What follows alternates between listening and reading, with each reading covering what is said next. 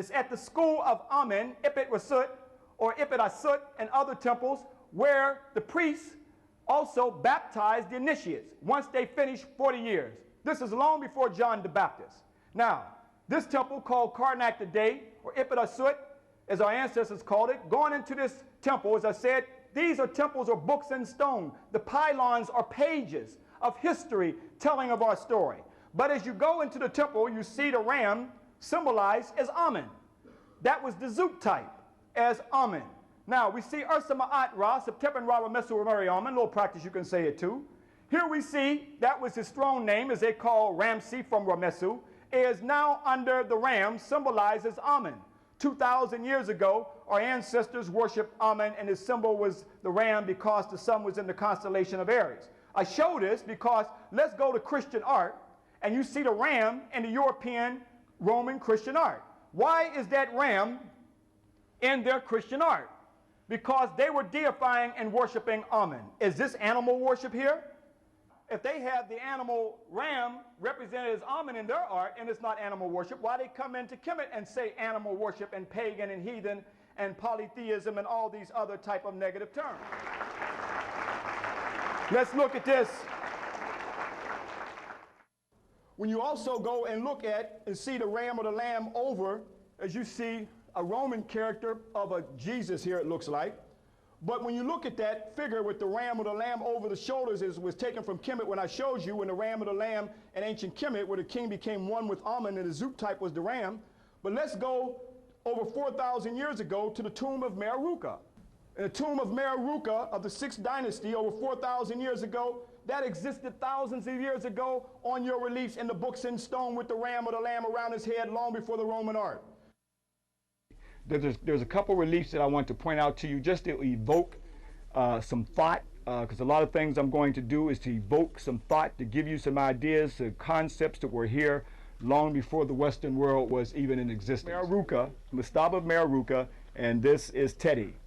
And Meroruka is the Grand Vizier, or the Tajeti for Teti. All right? So that's very important.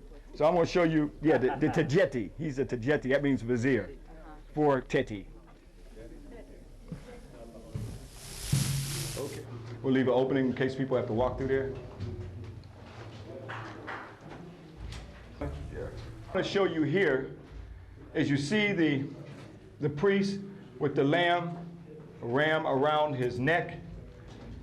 But when we look at Leonardo da Vinci's artwork, you see Leonardo da Vinci's artwork with the lamb or ram around his neck. You can see where the origin of that came from. But this is carved in Meroruka's tomb over 4,000 years ago, long before Leonardo da Vinci's European image of the Jesus that you see right here. But even when you look at the European Jesus, let's go see where Leonardo da Vinci copied his European Jesus from. This is one of the oldest pictures I've found of Jesus, and it's in England, with the lamb or ram around his shoulders. As you see with this relief, goes back over 4,000 years ago, where you are now in Meroruka's tomb, to see that this was an ancient spiritual concept. These were the priests who went to school for 40 years. So you see this as ancient African origin of the lamb and the ram that's equated with European Christianity and also with the Christ. But they never show you this. I can't say use the word Jesus because that's Greek, but I would have to use the African Hebrew word, and that's Yeshua that you see right here. But the emphasis I want to put on the fact that this is carved in stone, brothers and sisters, thousands of years ago, that ends up in Western European Christianity today. But here's the black man that they never show you, that Leonardo da Vinci copied it directly from African people, that it was thousands of years before Leonardo da Vinci. You see it on the temples of Africa. This is one of the sculptures of Europeans of Jesus as a good shepherd with the lamb around his head.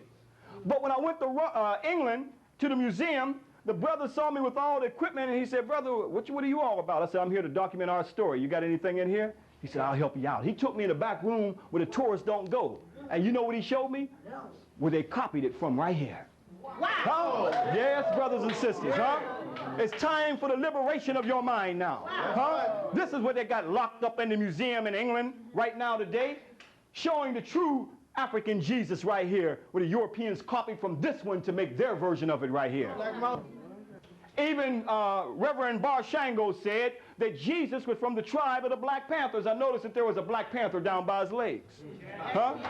Well, I like how y'all did that lean at the same time.